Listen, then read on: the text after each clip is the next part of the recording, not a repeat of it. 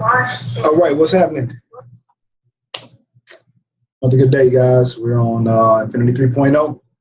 Stay connected. Let's get over there and talk about being connected, because first of all, you guys have, I don't know, this past weekend was something different, right? And we keep growing as a group. But this is what stay connected looks like, man. The Discord was on fire today. You guys are amazing. It's amazing, right? Great dialogue back and forth. Dobby did a great job with pre-market prepping with you guys. I shared with you all my pre-market prep video.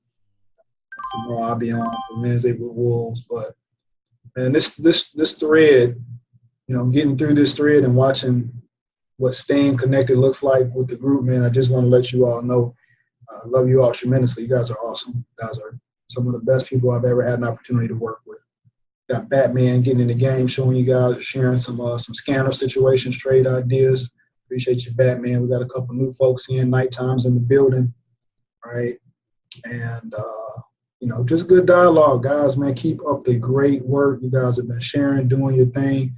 Shout out to HMNY. Could have got me some shorty on there with a failed open. And, man, just a good vibe in the chat today, guys. I'm just, yeah.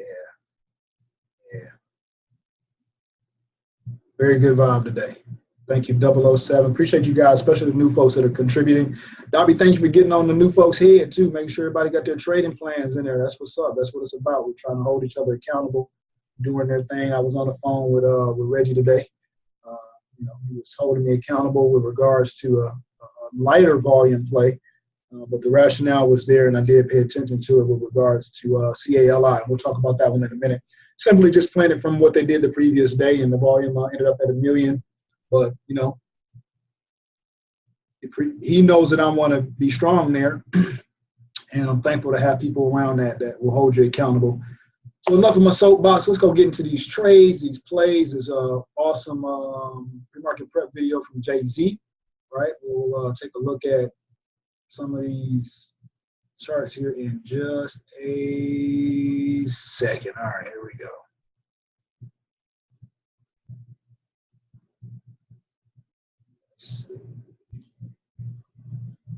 All right, so where's the video here? Here we go.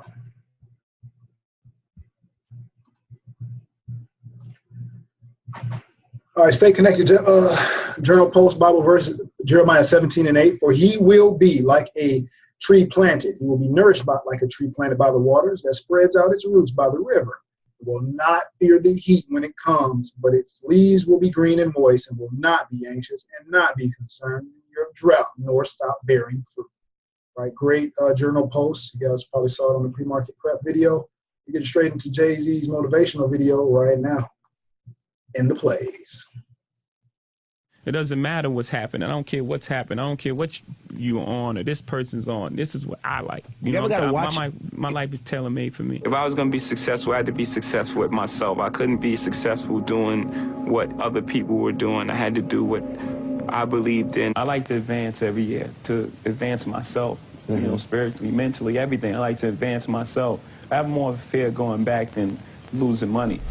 He's an American rapper and businessman. He's one of the best-selling musicians of all time, having sold over 100 million albums. He has an estimated net worth of $610 million.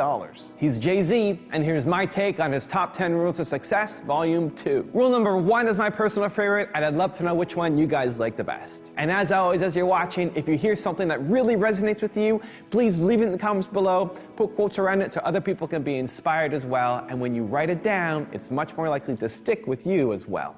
Enjoy.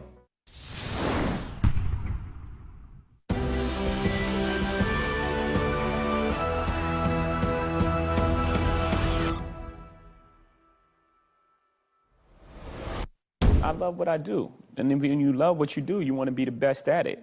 You know, you don't make music to be second best. You make music to be the best. So whatever you do, it don't have to be music. You're not sitting here trying to, you know, be second to Pierce Morgan on one of those cuts. Zane Lowe. You don't want to be you don't want to be second to Zane Lowe. You're looking at Zane Lowe like, are you kidding me? In a good way. I mean, only, you know, in a good way. Like, are you kidding me? Like, I do this. Like, I've been doing this a long time. So sometimes you have to throw your stats out there to remind people your last shit ain't better than my first shit. Yeah. You know, it's a true statement to me. Like, there's a lot of people last shit ain't, I mean, it's reasonable doubt. So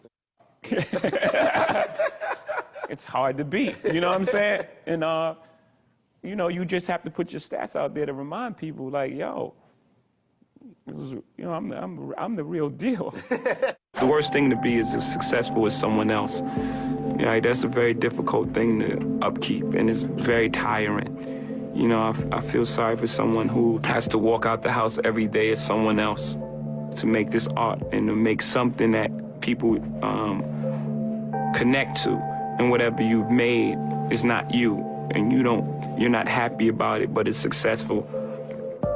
Just to maintain that level of success, it has to be very draining and, you know, a very sad existence, because at some point you have to go home. And when you go home, you know, all the lights are off and everything's off, and you have to look in the mirror and you have to look at yourself and say, man, I like who I am, or I'm not very happy with who I am.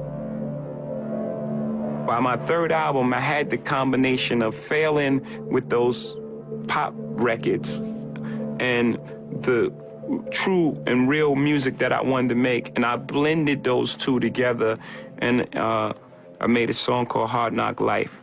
And that album was when I knew that I can do it.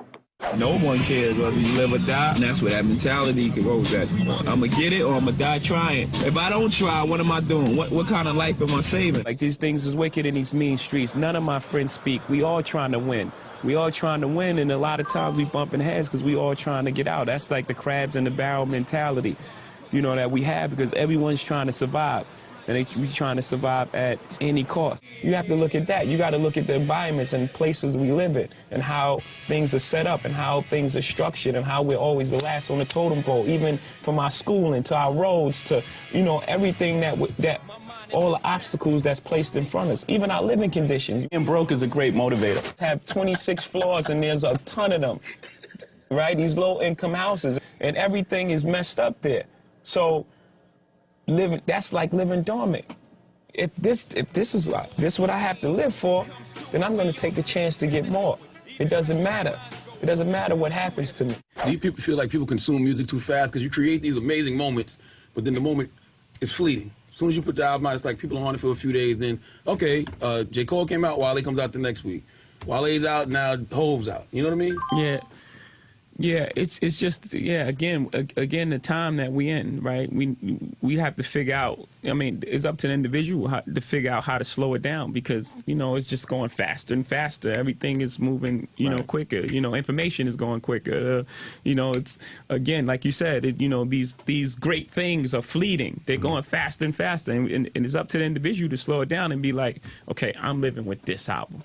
This is what I choose to ride to. This is going to be the soundtrack to my life for these next couple months. Or the summer. summer. You know what I'm saying? Yeah, right, that's an individual thing. I'm not going to let anybody speed up my process. I don't care what's happening out there. That's the great thing about, you know, having ultimate confidence in yourself, is it doesn't matter what's happening. I don't care what's happening. I don't care what you're on or this person's on. This is what I like. You know, gotta watch.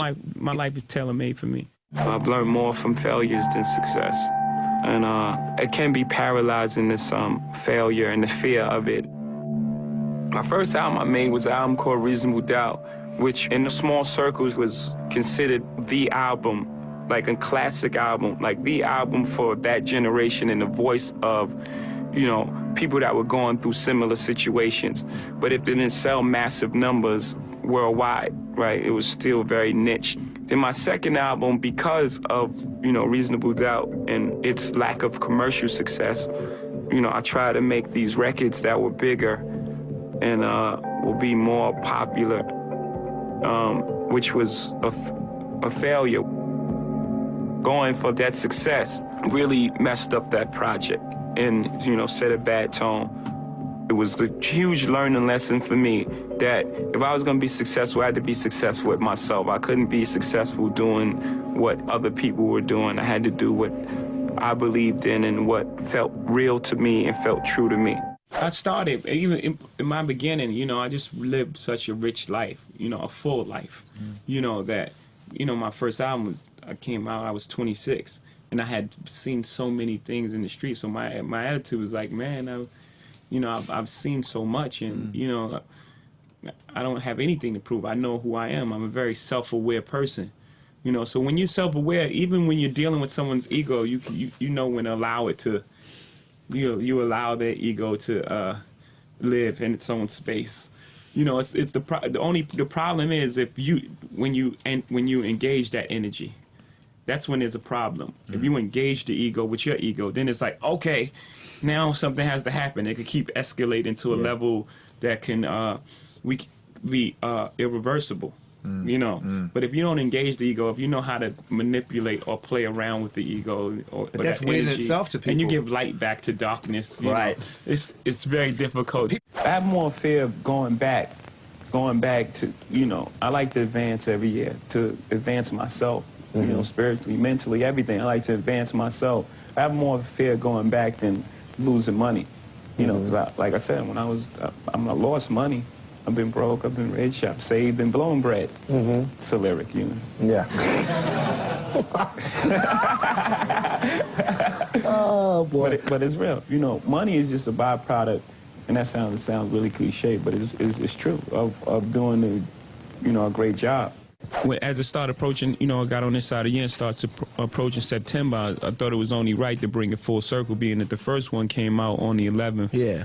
And this being the end of the trilogy, to put it out on the 11th, and this way we could recognize what happened that day, because the first time, of course, it wasn't planned. Right. You know. But the thing about Blueprint 1 is people hold that album like sacred to their heart. Like that's a lot of people's favorite album. It's like a classic. My favorite J album. It's my favorite J Your album. favorite J album ever. And I'm like the underground, you know, backpack nerd dude, and I think Reasonable Doubt, but then Blueprint actually probably eclipsed it as my favorite J album, yeah. So then when you put out Blueprint 3, people obviously going to compare it to the first one. Why didn't you just put out another album? Why did it have to be Blueprint 3? I'm used to that type of pressure. I put out Blueprint. I put out Reasonable Doubt. You know, that was supposed to be the classic, you know. Yeah, but you never did a Reasonable Doubt 2? Hold on for a second. All back, Cypher. That's why I don't get up at 6:30, man. You guys cut you off and everything. I'm listening. Volume 1, right? Then Volume 2, then Volume 3. That was another trilogy. So I wanted the Blueprint series to be a trilogy because of what it represented. The first Blueprint was, you know, those soul samples that I grew up on. It was my blueprint. Then the Blueprint 2 was me searching for all the different type of music, you know, that I like. But I didn't have a reason to do the third one. So I didn't do it for a while, and I held it off. I did the Black Album after that, and then all those other albums. But, you know, it just was fitting right now where I am in my career for, you know, me to set the blueprint for my next journey. Rap and music is really a microcosm of life. You know, my music is based on life and the things I've experienced. Like I made a song called Give It To Me, which was inspired totally by a party that I went to by Mary J. Blige. When she hears that song, she knows exactly, because she was there, she knows exactly what I'm talking about. So it's pretty much inspired by life. So anything is inspiration. A lot of times you're flying at 50,000 feet. You need someone to always keep you grounded. I have great friends around me who, you know, I don't shun their advice. You know, I encourage their advice, which I think is very important. You can live in your own alternative universe with how people treat celebrity these days. But, you know, as long as you keep good friends around you, and also not putting yourself in a box and becoming a prisoner of your fame. A lot of people, once they become famous, they stop doing things that they did. They don't go to the store. You become a prisoner of your fame. And I've always been aware and cognizant of that, not to allow that to happen to me. Little boy from Brooklyn, made it from the start. Girl out the South, made it to the shots. Okay, I'm freestyling this. Okay. You just making it up right now? Here we go. What am I supposed to do? Made it out the star. Girl from out the South, made it out the shy. Made it out the shy. Girl from out this, made it out the shy. Only goes to show that the limit is the sky. If they give you lemons, then you make lemon pie. Very good, Me, I'm from Brooklyn, Okay. Bed-Stuy, so I made it out the Stuy. You from out the South, you made it to the Chi. Made it to the Chi. Chi-town. Got it. Only goes to show Only goes to show. that the limit is the sky. Only goes to show that the limit is the sky. Life give you lemons and you make... Lemon pie. Yeah.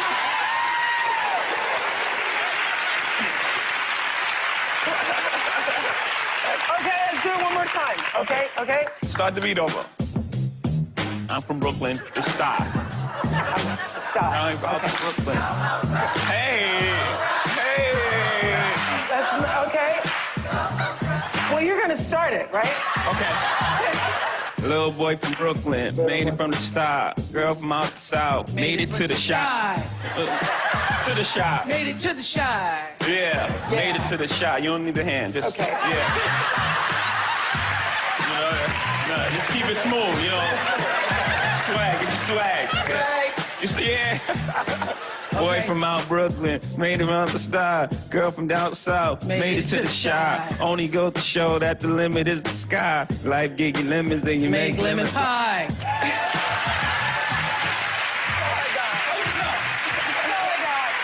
my God.